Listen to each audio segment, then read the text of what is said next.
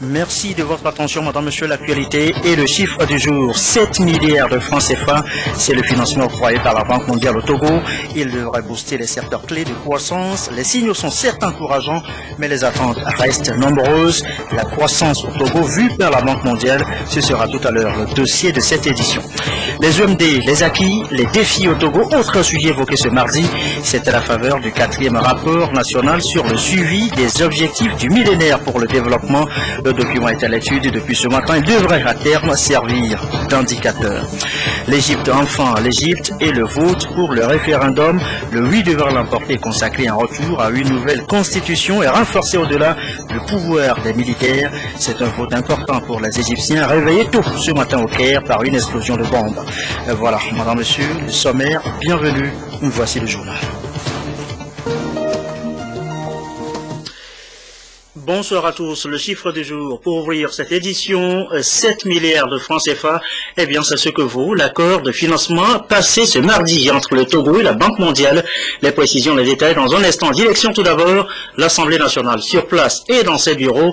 Le président Darma Dramani a reçu ce matin Nicolas Berlanga Martinez, ambassadeur de la délégation de l'Union européenne au Togo. Les discussions ont trait au renforcement de capacité des députés togolais. Les précisions au micro de Ramdan Bassila. Bon, ma visite ce matin, d'abord c'était une visite de courtoisie, de formalités diplomatiques. Moi, comme vous savez, je suis sur le pays depuis 4 mois et j'avais eu déjà l'opportunité de rencontrer les présidents de l'Assemblée à titre informel, mais je voulais aussi le faire à titre formel. Et le deuxième but de cette visite, c'était aussi pour confirmer notre souhait d'accompagner l'Assemblée nationale, d'accompagner les membres de l'Assemblée nationale qui est sortie des élections législatives de juillet, de les accompagner dans leurs travaux, de les accompagner dans leur renforcement des capacités, de montrer la proximité de l'Union européenne à l'importance de ces fonctions. Donc, dans ce sens, on a pu échanger, j'ai pu échanger avec les présidents et aussi parler des possibles collaborations entre les parlements européens et l'Assemblée nationale, des travaux d'appui institutionnel à l'Assemblée nationale, des travaux directement avec les différentes commissions à l'Assemblée nationale. En bref, montrer de nouveau l'importance que l'Union européenne donne pour l'avenir démocratique du Togo. On en vient maintenant à cette enveloppe de la Banque mondiale pour le Togo. Je vous rappelle le montant, 7 milliards de francs CFA. C'est une enveloppe destinée au secteur clé de développement. C'est un appui budgétaire pour booster surtout la croissance. Les précisions, Fallon Ouaregou. C'est le premier tiers du financement octroyé par la Banque mondiale au titre d'appui budgétaire au Togo pour 2014. Évalué à 7 milliards de francs CFA, les fonds alloués par la Banque sont destinés à soutenir les secteurs clés de l'économie en termes de réforme. Un appui mérité pour le Togo puisqu'il lui a fallu batailler afin d'être éligible pour y accéder.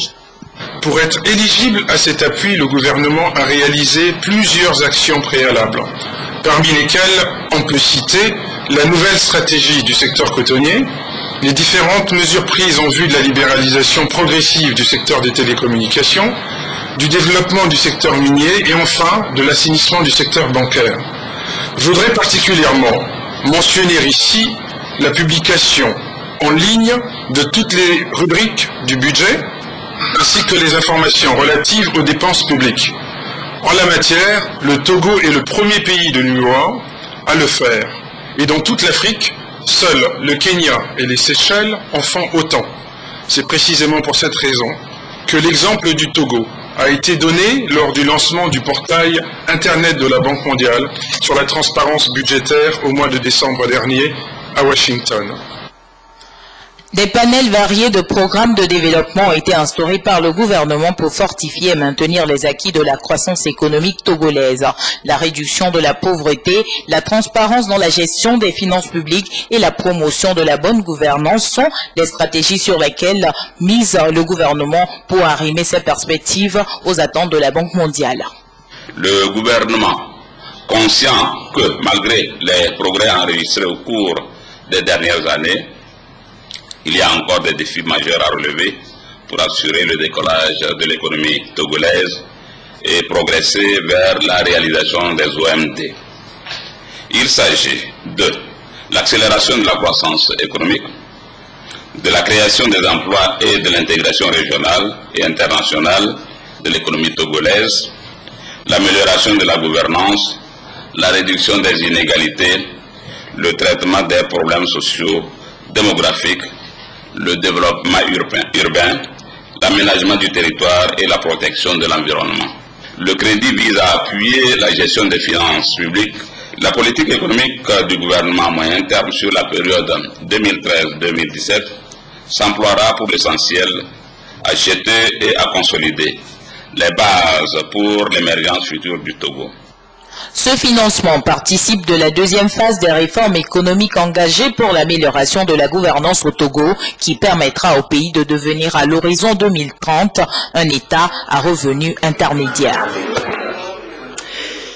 Et la croissance, on s'intéresse précisément à la question ce soir. La croissance au Togo, vue par la Banque mondiale, ces dernières années, les signaux sont certes encourageants, mais cela n'occulte pas les besoins, les attentes des populations.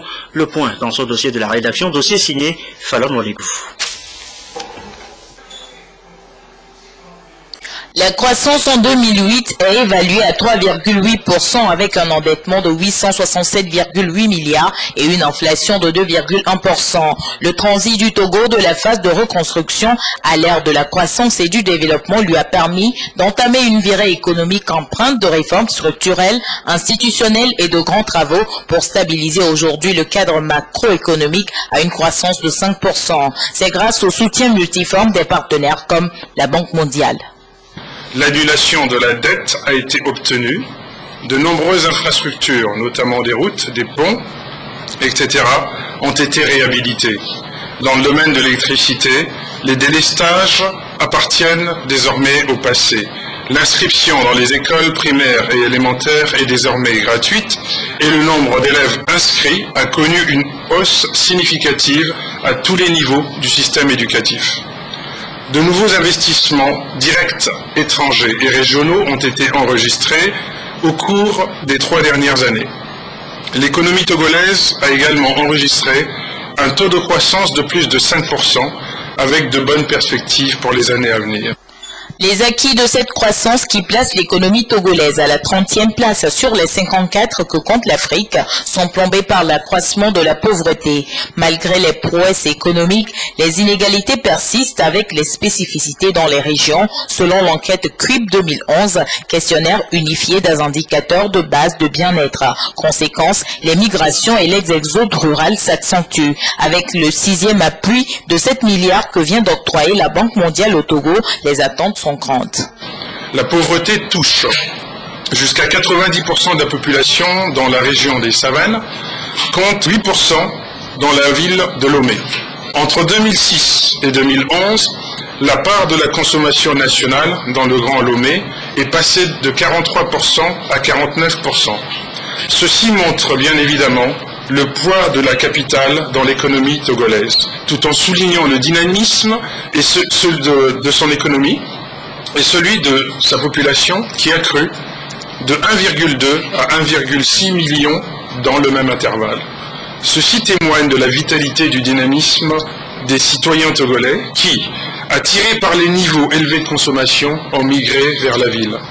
On espère qu'autour d'avril 2016, c'est-à-dire à la fin de cette période, que d'autres opérateurs de la téléphonie mobile seront actifs dans le secteur des télécommunications au Togo, par exemple, que la production du phosphate non carbonaté aura augmenté de manière significative et que celle du phosphate carbonaté aura commencé, que l'État ne sera plus l'actionnaire majoritaire des banques commerciales et que le secteur de la microfinance aura été assaini. Nous savons qu'une étude a été réalisée récemment et qui montrait qu'il était possible d'augmenter significativement les allocations de la Banque mondiale au Togo en améliorant l'indice de performance des institutions du pays, dont le sigle en anglais est le CPIA. Des perspectives, le Togo en a, avec l'ardoise de la dette extérieure épongée à 82%, soit 1,8 milliard restant, et ces efforts reconnus selon le classement Doing Business de la Banque mondiale. Il y a des probabilités que l'économie togolaise côtoie dans les 3 prochaines années les 6% de croissance et consacre les objectifs de la SCAP, la stratégie de croissance accélérée de la promotion de l'emploi. Et dans la foulée, voici le 4e rapport national sur la réalisation des OMD au Togo, les objectifs du millénaire pour le développement. Un rapport passé à la loupe depuis ce matin à Lomé. Il deviendra un document de référence, mais d'ores et déjà, il est dit qu'il y a des progrès enregistrés. Charlotte Moussili. Le 4e rapport national de suivi des objectifs du millénaire pour le développement soumis à validation à cette rencontre. Acteurs de développement, autorités togolaises, partenaires financiers et techniques vont donc échanger et analyser le contenu du dit rapport pour en faire un document de référence en matière de développement. L'occasion de faire l'état des lieux des avancées enregistrées au Togo et des défis qui restent à relever. Nous avons fait des progrès en matière d'éducation. Surtout en matière de qualité de l'éducation. Nous avons fait des progrès en matière de santé. Nous avons parlé tout à l'heure de la santé maternelle. Mais nous reconnaissons également que des efforts importants restent à faire. Le 4e rapport recommande beaucoup de choses. C'est que nous puissions nous fonder sur notre nouvelle stratégie de croissance accélérée de promotion de l'emploi, que nous puissions travailler de façon cohérente sur sa mise en œuvre pour qu'on puisse aller véritablement vers la réalisation des OMD.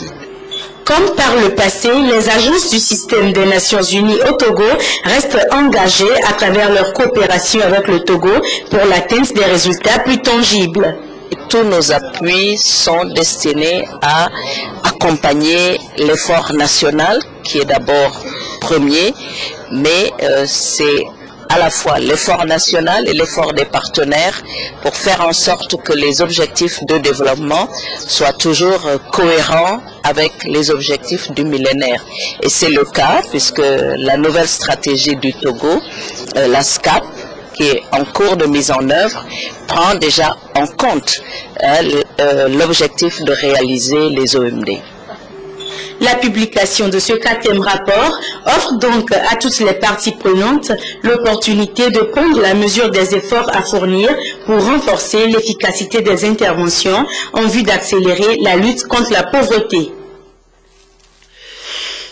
Et on s'arrête justement précisément ce soir sur la réalisation de ces objectifs pour le millénaire. Arrêt en 2 temps. D'abord, dans quel domaine notamment le Togo a fait des progrès? Ensuite, quels défis encore à relever? Les éclairages Medina Bacha. À 2 ans de l'échéance fixée pour l'atteinte des objectifs du millénaire pour le développement, le Togo a obtenu des avancées notables. Dans le domaine de la lutte contre la faim et la malnutrition, l'objectif de réduction de 50% de la proportion d'enfants souffrant d'une insuffisance pondérale est atteint depuis 2010. Concernant l'accès à l'éducation, le Togo présente un des plus forts taux de scolarisation de la sous-région. Le taux d'alphabétisation de 15 à 24 ans est passé de 63% en 1990 à 79% en 2011. En matière de santé, la tendance VIH-Sida a pu être inversée. Dans le cadre de la promotion du partenariat pour le développement, le ratio de l'aide publique sur le PIB de 5,1% en 2007 a atteint 10,9% en 2013 contre un objectif de 11,9% en 2015. Dans ces dernières années, le gouvernement a fait des efforts dans ce domaine pour augmenter la croissance économique. Donc les résultats sont positifs. Mais s'agissant de l'élimination de la faim, de la réduction de moitié du nombre de personnes qui souffrent de la faim, il y a eu beaucoup d'investissements dans le domaine agricole. Connaissons par exemple le programme PNIASA, dont l'objectif est d'augmenter la production alimentaire au Togo et d'encourager également la transformation des produits agricoles afin de m'améliorer la nutrition dans notre pays. Un autre aussi qui porte sur la lutte contre les maladies telles que le VIH-Sida. Des efforts très importants ont été faits également dans ce domaine. La parité garçons-filles dans l'éducation, des efforts ont été également faits dans ce domaine.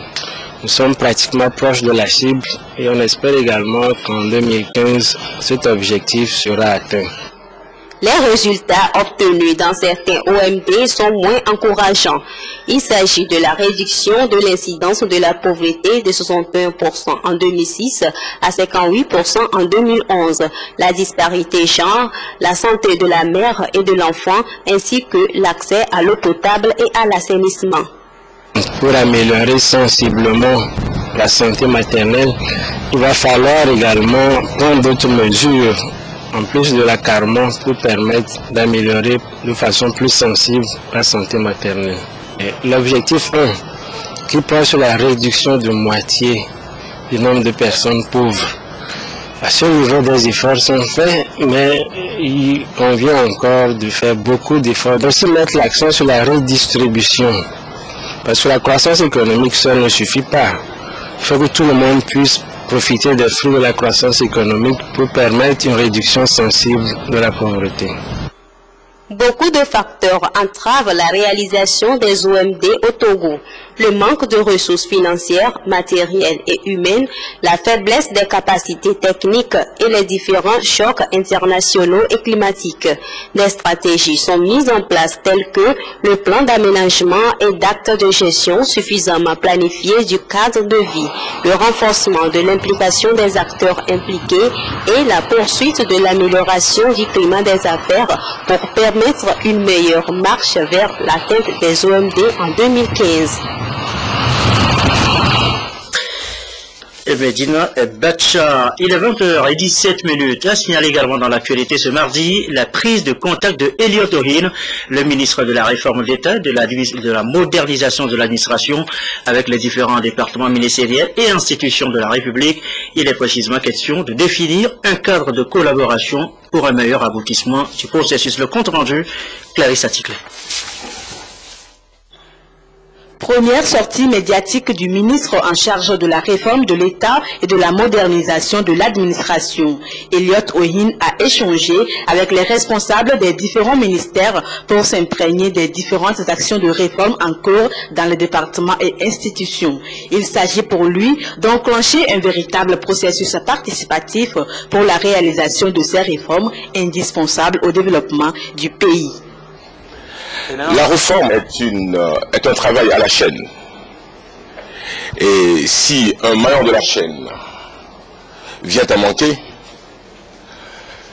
le résultat final peut en pâtir. Voilà pourquoi il est important qu'il y ait ce mécanisme de mettre ensemble justement nos actions et de conforter ces actions, de les renforcer pour qu'on puisse atteindre notre objectif qui est la réforme nécessaire pour ce pays, pour son plein développement. Donc nous avons initié cette rencontre pour s'imprégner des mécanismes de réforme qui sont en cours et voir dans quelle manière, de quelle façon nous pouvons justement s'adapter et coordonner nos actions. Mise en place dans le dernier gouvernement, le ministère de la Réforme de l'État et de la modernisation de l'administration a pour but de coordonner et de donner plus de visibilité aux actions de réforme. C'est pourquoi le ministre Elliott Ohin sollicite de chacun des acteurs concernés une synergie d'action pour que l'objectif commun recherché soit atteint, celui d'un État moderne avec des institutions rénovées et une administration beaucoup plus performante. Et la modernisation de l'État, de l'administration publique, où en est-on précisément? On fait le point ce soir, Arnaud Kitifou. La volonté du gouvernement s'est concrétisée à partir de 2009 par la mise en œuvre du programme de réforme avec des études structurantes. Il s'agit notamment de la révision du cadre juridique de la fonction publique, des études sur la mise en place d'une administration électronique, sur la rationalisation des structures, des emplois et la mutualisation des moyens de travail. Bref, les réformes prennent en compte les structures et les hommes, ainsi que les procédures et outils de travail. Et donc il fallait d'abord les ressources humaines, les renforcer. Ensuite, le cadre juridique qui est le statut, le fondement même de la gestion du personnel de l'État. Donc, l'ordonnance numéro 1 qui régissait rien que les fonctionnaires dans le temps a été revu avec la nouvelle loi qui fixe le statut général de la fonction publique. Cette fois-ci, ce statut va régir l'ensemble des personnels de l'État. Ce ne sera plus seulement les fonctionnaires. Donc, toutes les catégories d'agents publics seront soumis à ce nouveau statut. En dehors de ça, il y a également les méthodes et les procédures de travail. Vous avez vu qu'on est en train d'améliorer, de réduire les temps de traitement des dossiers avec la simplification des procédures et autres. On a introduit également la rationalisation des structures avec les audits organisationnels et stratégiques des différents ministères. La création du ministère de la réforme de l'État et de la modernisation de l'administration permettra de consolider et d'élargir les avancées de cette réforme. C'est une façon pour moi justement de rentrer dans les réformes, les choses qui ont été faites, et de voir dans quelle mesure nous pouvons les entendre pour mettre ensemble un mécanisme de collaboration pour qu'on puisse réussir ces réformes-là. Et en même temps, ça me permet en tant que ministre de la réforme de voir dans quelle mesure je peux aider à faire avancer cette réforme qui traîne encore. Entre autres activités réalisées, le projet de loi sur le statut de la fonction publique adopté, les avant-projets de loi sur la pension civile et militaire sont en cours de finalisation. 11 ministères et institutions sont audités entre 2009 et 2010, le dénombrement des agents de l'État et la mise en place de la gestion électronique des données en vue de l'amélioration de la coordination du travail gouvernemental. Voilà la réforme de l'État avec Elliot Omine. De son côté, Florent Manganawe, le ministre des enseignements primaires et secondaires, était lui devant les inspecteurs, les chefs d'établissement, les syndicats d'enseignants aussi, tous du plateau ouest. La rencontre intervenue la semaine dernière et qui a donné lieu à des échanges sur les difficultés du corps enseignant au Togolais. Précision de Marie Zakoté. Le Togo s'engage à restructurer le secteur de son éducation. Le ministre des enseignements primaires et secondaires, Yao Florent Maganawe, a échangé avec les acteurs nationaux de l'éducation dans le Cloto. Ils ont discuté des problèmes que rencontre le corps enseignant. Les différents projets en cours dans le ministère ont été présentés aux participants. La réforme des programmes scolaires et la réduction du redoublement des élèves dans l'enseignement primaire au Togo. Il fallait quand même prendre contact avec ceux avec qui vous travaillez pour que vous les écoutiez et qu'ils puissent vous donner aussi leurs avis. Nous nous sommes promis de conserver nos énergies pour la recherche de solutions ensemble dans le cadre du dialogue permanent que nous avons inscrit, et puis surtout aussi à mettre l'ensemble de nos doléances dans un statut particulier pour que nous puissions à l'avance d'ici 2015 voir comment nous pourrions éventuellement passer à autre chose. L'initiative d'une telle rencontre a ravi le directeur régional de l'éducation des plateaux. Amessia Menou Komlan a saisi l'occasion pour énumérer les difficultés auxquelles fait face le corps enseignant dans le Cloto, tout en invitant les enseignants au dialogue et à la patience. Yao Florent Maganawe a souhaité ses vœux les meilleurs aux acteurs de l'éducation togolaise. De l'actualité à l'étranger, direction d'abord Égypte. Les Égyptiens, nous l'annoncions en titre, se prononcent depuis ce matin sur un nouveau projet de constitution. Le oui ne fait pas de doute. La nouvelle loi confère plus de pouvoirs militaires. Le vote a commencé tôt ce matin sur fond d'explosion de bombes au Caire. C'est dans un climat tendu que débute le référendum sur la Constitution en Égypte. Juste avant l'ouverture des bureaux de vote, une bombe explose devant un tribunal du Caire sans faire de victimes. Malgré cet incident, les Égyptiens se sont déplacés en masse ce matin pour participer au vote. Il faut dire oui ou non à la nouvelle loi fondamentale du pays, Mais pour la plupart des électeurs, ce vote est une occasion de rétablir la stabilité. Oui à la Constitution, que Dieu nous aide, qu'il aide le pays. Il y a eu tellement d'épreuves et de victimes. Moi, je suis là exprès pour soutenir la loi en Égypte et pour en finir avec les traîtres, ces terroristes de frères musulmans. Ce vote est surtout un test pour le pouvoir en place, notamment pour le général Sissi, véritable homme fort du pays. C'est lui qui a destitué le président islamiste Mohamed Morsi en juillet dernier. Les frères musulmans parlent depuis de coup d'État. Ils boycottent bien sûr le référendum, mais ils ne sont pas les seuls. Il nous est absolument impossible de participer et de légitimer un régime qui se moque des gens et qui essaye de se faire passer pour un régime démocratique et civil. Il est très loin de la démocratie. Nous sommes contre cette constitution qui fonde les bases d'un État militaire, celui-là même que nous avons combattu pour en finir avec la répression. Pendant ce temps, dans les rues du Caire, des Égyptiens brandissent le portrait du chef de l'armée, ministre de la Défense et vice-premier ministre, Abdel Fattah el-Sissi, candidat déclaré à la présidentielle de 2014. Et l'actualité à l'étranger, c'est aussi cette conférence de presse de rentrée à l'Élysée ce mardi pour François Hollande. Le président français était attendu sur plusieurs points, mais également sur sa vie personnelle. Il n'a pas souhaité clarifier les choses. Il a tout juste évoqué des moments douloureux pour son couple. Regardez. La clarification, François Hollande commence par la faire sur sa politique économique. A-t-il pris un tournant libéral? Suis-je un social-démocrate? Oui. Je ne suis pas gagné par le libéralisme, c'est tout le contraire.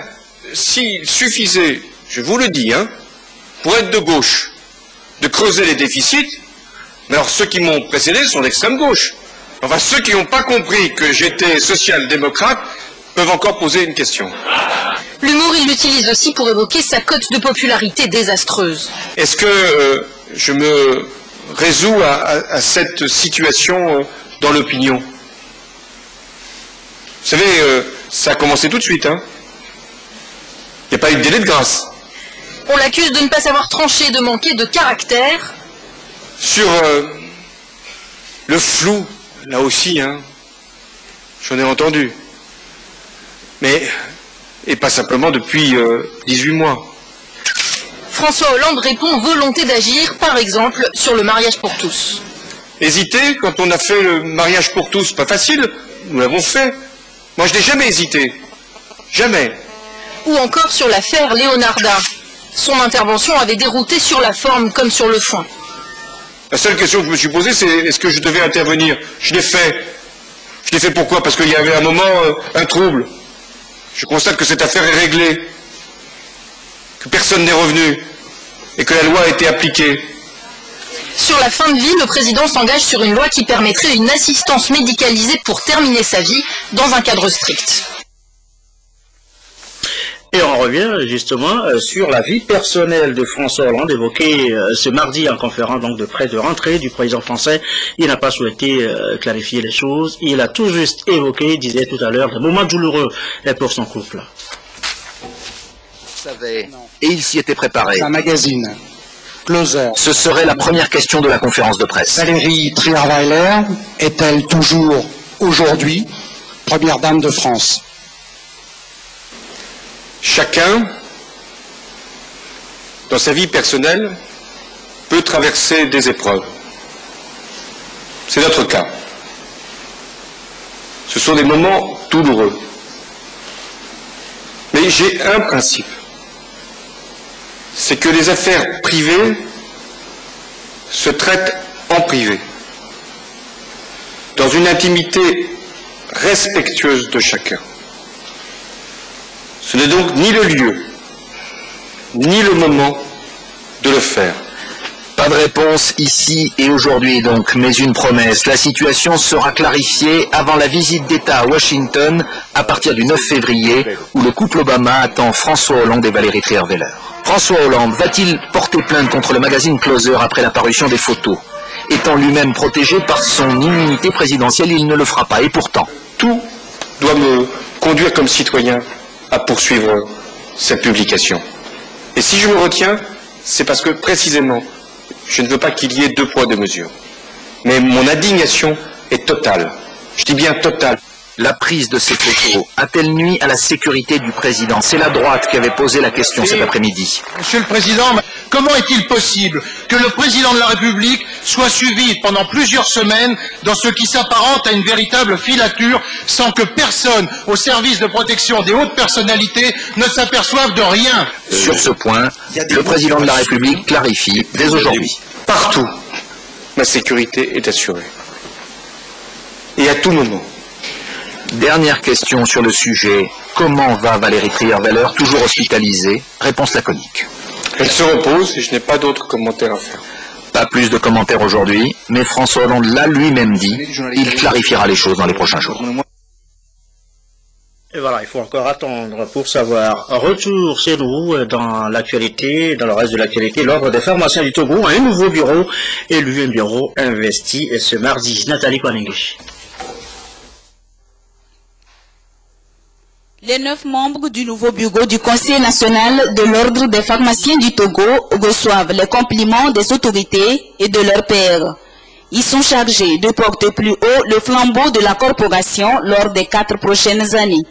La préoccupation majeure du Conseil de l'Ordre va consister à continuer à défendre pour l'intérêt des populations le monopole pharmaceutique. Vous savez, la loi a décidé de ce monopole, non pas pour donner un privilège quelconque à une frange de la population que sont les pharmaciens, mais plutôt dans l'intérêt de la population, puisqu'il s'agit de la manipulation du médicament qui est actif sur la santé des populations et il est important que cette denrée soit protégée. Notre rôle sera de veiller à ce que le médicament reste dans ce circuit qui protège les populations contre les contrefaçons et tous les méfaits dus à ces médicaments de mauvaise qualité qui circulent. Le directeur de cabinet de la primature, Sinfetio Pré, représentant le chef du gouvernement, a émis le vœu que les pharmaciens étendent leurs services aux localités les plus reculées. À l'heure où les autorités publiques mènent une lutte implacable contre le trafic des faux médicaments et l'automédication, le gouvernement attend du nouveau conseil une meilleure prise en compte des enjeux et du rôle de la profession de pharmacien. Je sais qu'aujourd'hui, 90% des pharmaciens exercent dans la seule ville de Lomé et ses environs. C'est le lieu pour moi de vous inviter à vous intéresser aussi aux autres localités de l'intérieur du pays afin d'y cultiver la proximité de vos officines vis-à-vis des populations. Le nouveau bureau du Conseil national de l'Ordre des pharmaciens du Togo a été élu le 12 décembre 2013 lors de l'Assemblée générale des pharmaciens.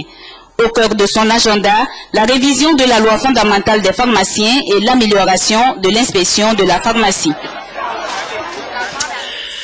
Ainsi prend fin cette édition du soir. On retiendra essentiellement ce financement octroyé au Togo par la Banque mondiale et 7 milliards de francs CFA pour booster la croissance. Plusieurs secteurs clés du développement sont concernés. L'accord de financement a été signé ce mardi à Lomé. La météo et les prévisions tout à l'heure, juste après ce journal. Merci à vous qui nous suivez ce soir à Treviso en Italie sur la télévision togolaise et comme d'habitude toujours fidèlement. Excellente fin de soirée chez vous. À bientôt.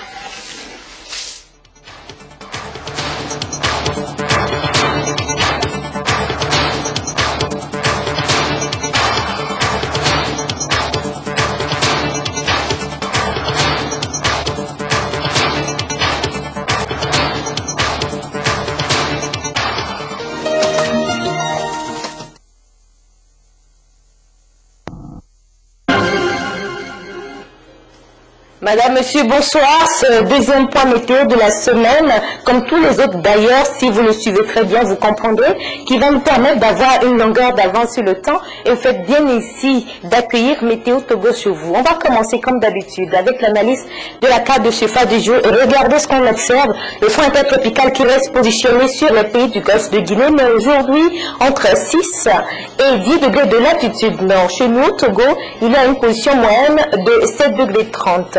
Au cours des prochaines 24 heures, les régions de savane, de la Kara et centrale chez nous seront dominées par le régime d'harmattan avec son cortège de fraîcheur nocturne et matinale. En revanche, les régions des plateaux et maritimes connaîtront une mousson faible avec déjà, il faut le dire, une réduction de la visibilité le matin par la brume humide ou le brouillard. Et le matin, en regardant du côté de la région maritime, eh bien, le ciel sera